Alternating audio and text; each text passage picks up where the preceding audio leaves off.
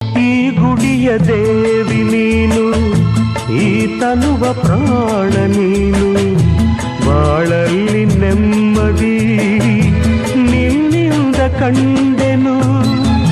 ನೀ ಅಳಲು ನೋಡಲಾರೆ, ನೀ ಇರದೆ ಬಾಳಲಾರೆ. ನನ್ನಲ್ಲಿ ಕೋಪವೇ ನಾನಿನಗೆ ಬೇಡವೇ. ನೀ ದೂರವಾದರೆ ನನಗಾರು ಆಸರೆ. ನೆರಳನ್ನು ಕಾಣದ ಲತೆಯಂತೆ, ಬಿಸಿಲಿಗೆ ಬಾಡಿದ ಹೂವಂತೆ, ಸೋತಿದೆ ಈ ಮೊಗವೇಕೆ.